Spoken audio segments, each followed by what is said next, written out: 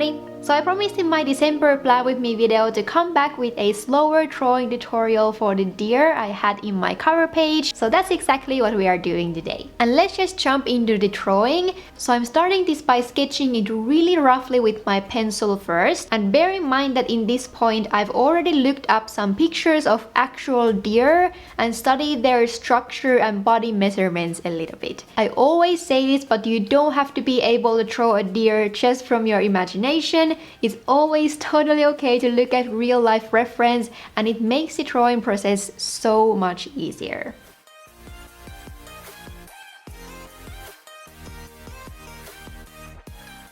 As you can see, I started by drawing the overall shapes very loosely, and then I'm adding more details to the drawing little by little. I'm also erasing here and there if I thought something looked weird or disproportionate, and I actually did struggle with this drawing quite a bit. Especially with the legs and the antlers. The antlers just didn't come off as I wanted, so I erased them a few times and tried to make them look different from one another, but not too much that the deer would start to look too unrealistic or something. And yeah, it was harder for me than I expected. But after working with the pencil sketch for a good amount of time, it started to look somewhat close to what I wanted. And here, before going forward, I'm showing you the basic shapes of the deer from my sketch, because I think it might be easier for you to start your own drawing if you are somewhat familiar with the basic outlines. After that, I'm bringing in my black micron and I'm starting with a really thin pen. This is the 0.05. I found that it's easier to make small details with a smaller pen, and it's always a better idea to make some lines thicker in the end rather than going in initially with a thicker pen and then doing something you wasn't planning to and not being able to erase it anymore. Also, I'm trying to make really small strokes to mimic the fur, and as you can see, I'm concentrating a little bit longer fur to the neck and front part of the deer. They seem to have longer fur there, at least according to the pictures I studied before filming this video. Also, I tried to avoid doing round edges in the deer's body because they seem to have quite angular shapes, and I think following that made the drawing a little bit more realistic looking in my eyes. But yeah, after the first round with the micron, I started to color in the deer with my gray Tombow brush pen. This is the color in Cool Gray 1. And I'm fully aware that this is not that realistic color for a deer, but I wanted to tie this drawing with my monthly color theme, and there was something I really liked about these colors in the end. It kind of made the deer look somehow more majestic and also a bit fantasy-like if you ask me. And because of that, I decided to leave the eyes white to kind of feed more into that whole fantasy look. But remember that you don't have to use these colors. I think something like a grayish brown would be really good, a little bit more realistic color choice for this deer. I'm darkening some areas also with the dark blue brush pen, but mainly around the antlers and then somewhere around the deepest shadow parts. I actually struggled with the shadows here as well. I'm not totally happy how they turned out, so I could definitely have used some more thinking there. But you know, it's not the end of the world if there's something in your drawing that you wished was different. I think the overall result is the one that matters the most. And yeah, I think that's pretty much it.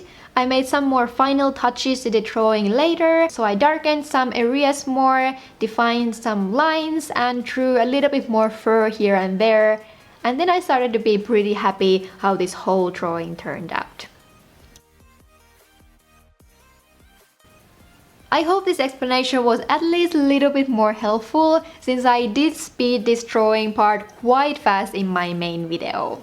And yeah, that was the deer, but I still have something extra for you in this video. So in my December plan with me, I showed how I drew this blue Christmas pattern, and I decided to give you 2 more options or ideas for that kind of pattern in this video.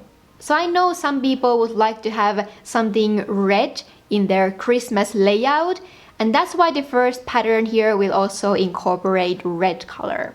So I'm first laying down the base colors for this pattern using my Tombow brush pen and then this orangey red Mildliner. And I'm also lining the edges of these colors with a black pen and a ruler to make the lines look a little bit more straight. Then the main focus of this pattern will be these little black reindeers we are drawing to the center. And actually the shapes of the reindeers don't really matter that much in the end. I definitely had some here that didn't turn out that great, but they still give that Christmas vibe when combined with the other details. So don't be too hard on yourself if the shapes are a little bit off. And then you can play around with the other details. I'm using both black and white here on top of the base colors to give more interesting look to this pattern. And that finishes up this pattern. It was a little bit bigger and also took some more time to draw, which is why I wanted the next one to be a little bit smaller and also faster to recreate.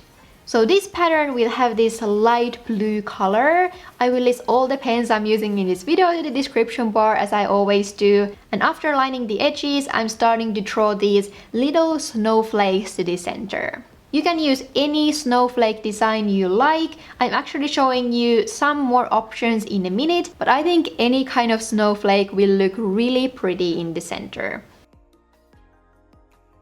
But yeah, after the snowflakes are done, I'm giving this also some details with the white and a darker blue pen I used in my main video as well. And yeah, I think this pattern is also really pretty with the light colors. And this would suit with any other winter theme as well. It doesn't have to be Christmas or anything like that.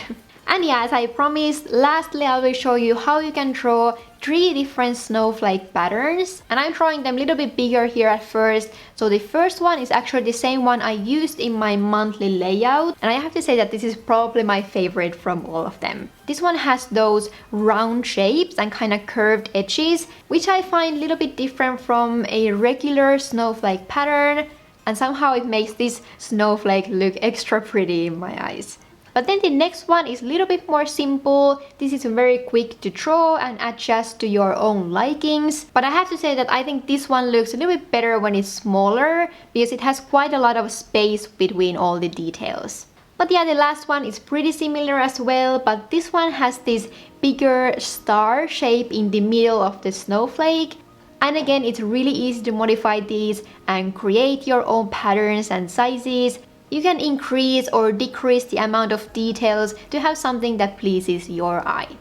And here I'm still showing you all of these in smaller size so you can see the difference and how easy it is to play around with these different details. And I think that's all for this month's doodling video. For me, these are a great way to share some extra ideas I had for my monthly themes that didn't fit to the main video but might still be something that you guys can get ideas or inspiration from. But that's that. Thank you guys so much for watching. Don't forget to subscribe to this channel if you like this video. As always, I hope all of you have a wonderful day or night wherever you are, and see you in my next one. Bye bye!